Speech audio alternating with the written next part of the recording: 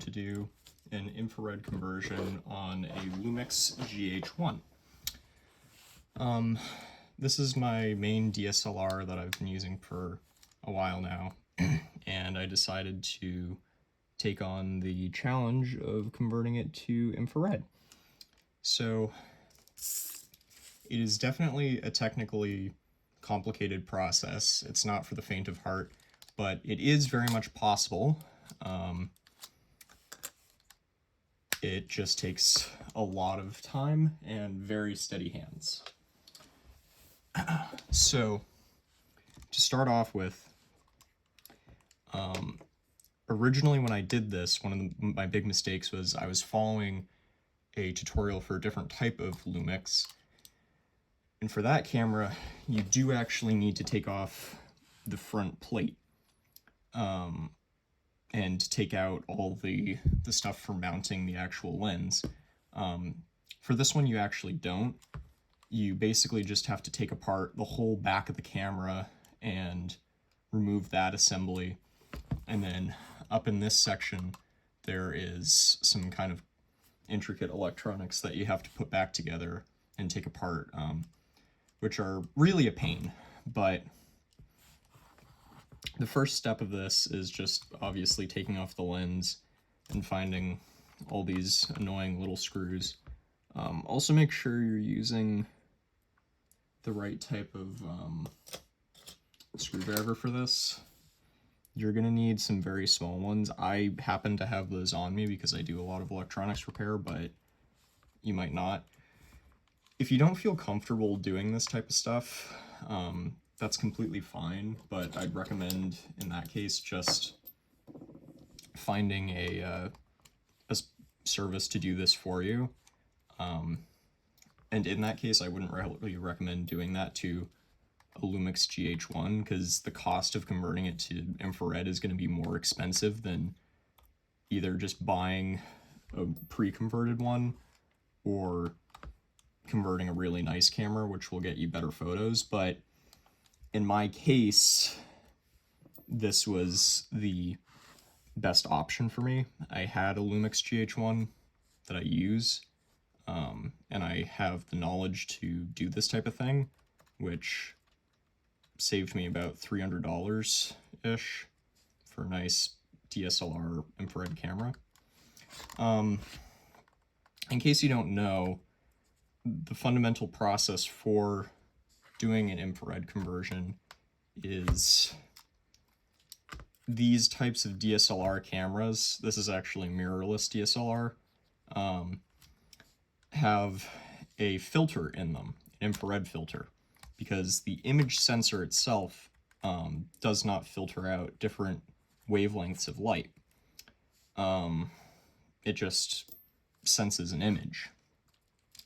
So what you can do to get photos from different wavelengths is remove that internal filter and add external filters to the camera to filter out different wavelengths of light to get those photos.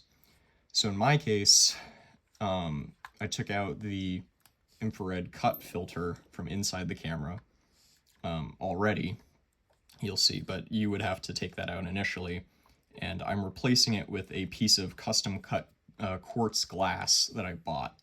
And that glass is kind of the most annoying bit to doing all this, because another weird bit about this camera is some of the screws for this back part you have to get to through this rubber gasket on here, which is really annoying. But also make sure you take out your SD card, because I almost ruined this camera by leaving my SD card in the camera when I was taking it apart. So that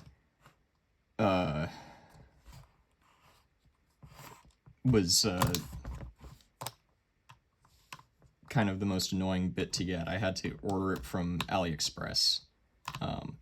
But to do that, I basically just took out the old filter, took the dimensions of it, and got it cut to size.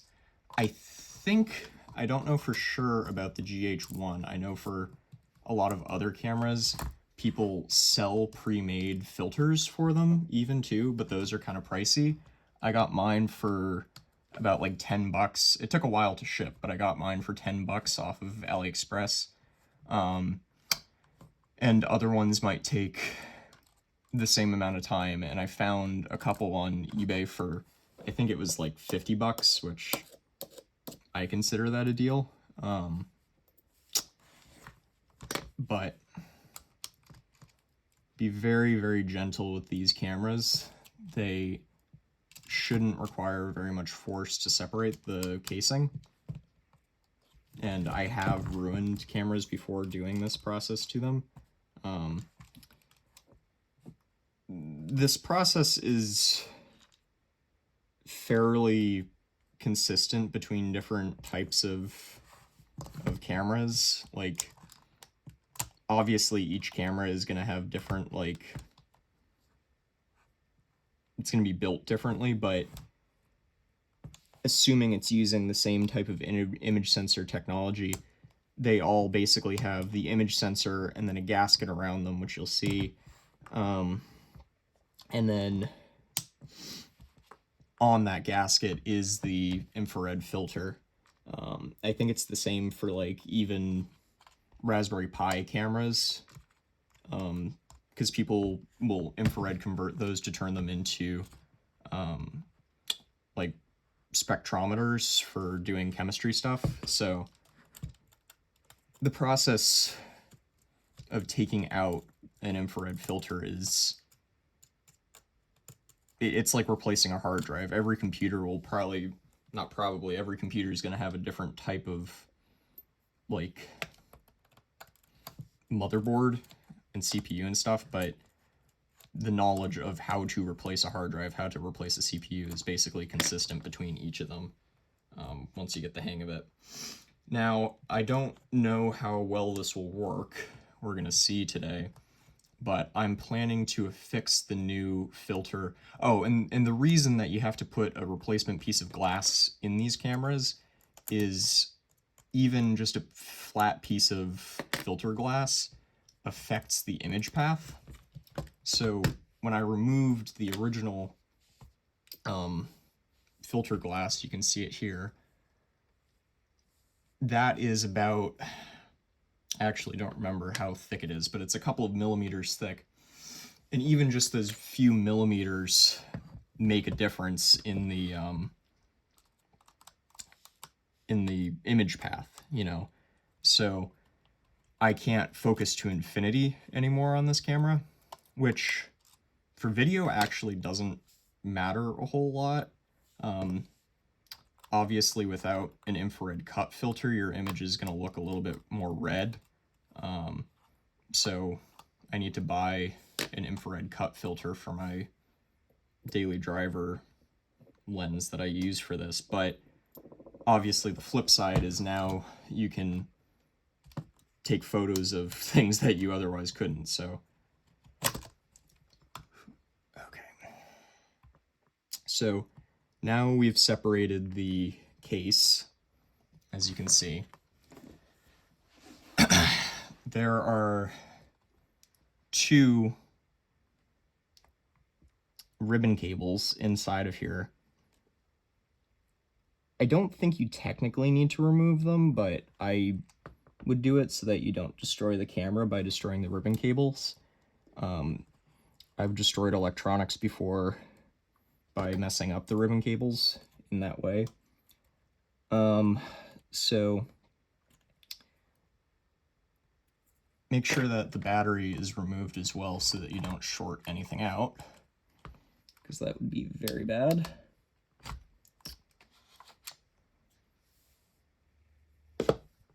Okay.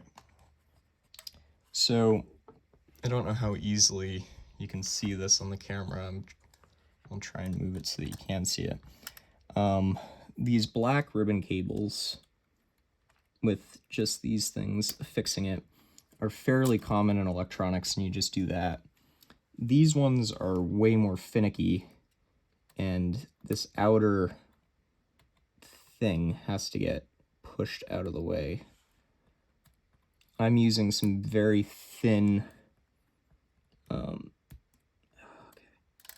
I'm using some very thin, I don't even know what these are called, I'm blanking, to remove these things. Again, technically you could probably do this without removing the ribbon cables, but I wouldn't, which is why I'm not.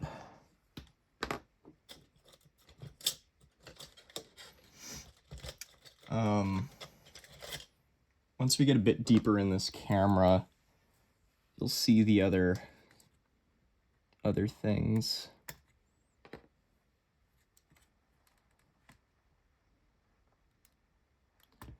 Okay, so I have now separated the two parts of the camera. Okay, well, that's what was causing it.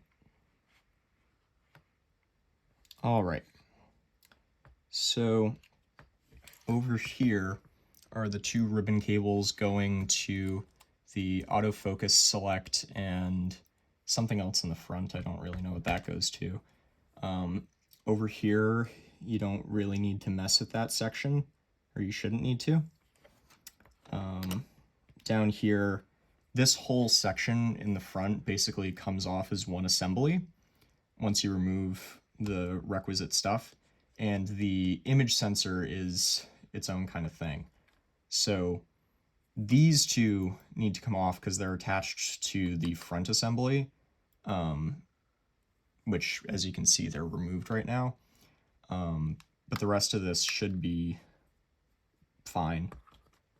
So now you want to remove the screws on the front to allow the front case to come off.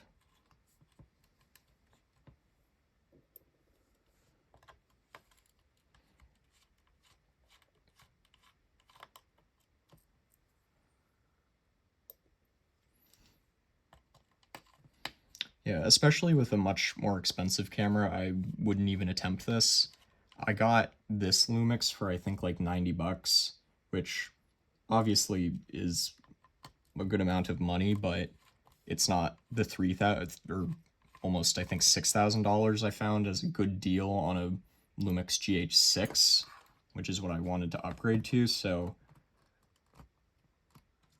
just be aware of your limitations. Okay, very, very, very carefully, you want to ease this assembly out of the camera.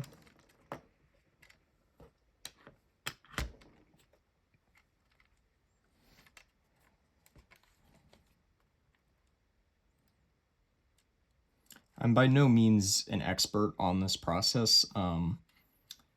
I just haven't seen anyone else make a video on the Lumix GH1, like taking it apart. So I'm hoping this kind of helps the community out a bit. All right, so the front has been separated. Okay, so this shows you kind of the split view. There's the top section, which is one separate assembly. There's this back section connected to the chassis, which actually has the image sensor on it. And then I have to focus here. So you want to pull this ribbon cable out. And again, these ones are super duper finicky, so be very careful with them.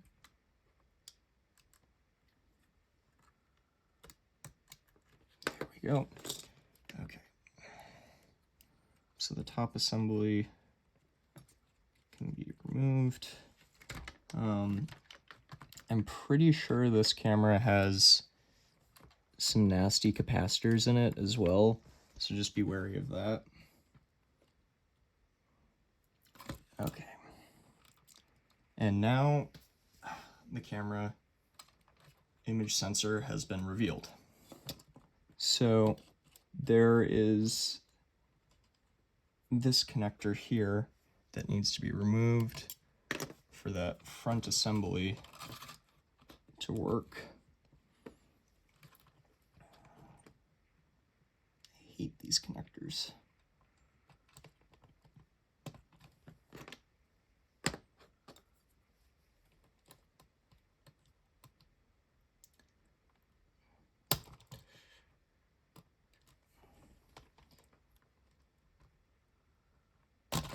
There we go.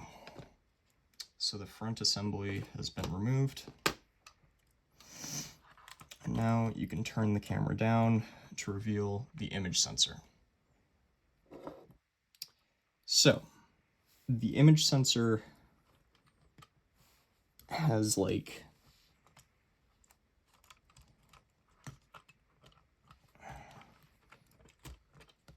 this weird setup where it's like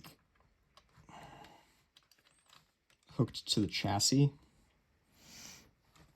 and it's supposed to be attached to some other bits to secure it.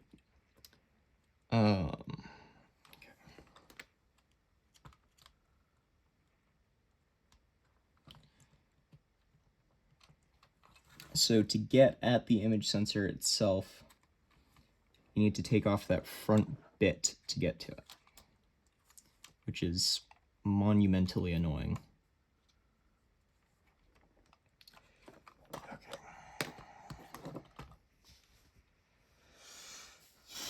And this is a big scary capacitor. Do not mess with it. That's for the, I believe they are still using Xeon tubes in these, so that will, unless you have a heart condition, it probably won't kill you unless you somehow manage to like put it across your heart or something, but be careful because it has the potential to shock you.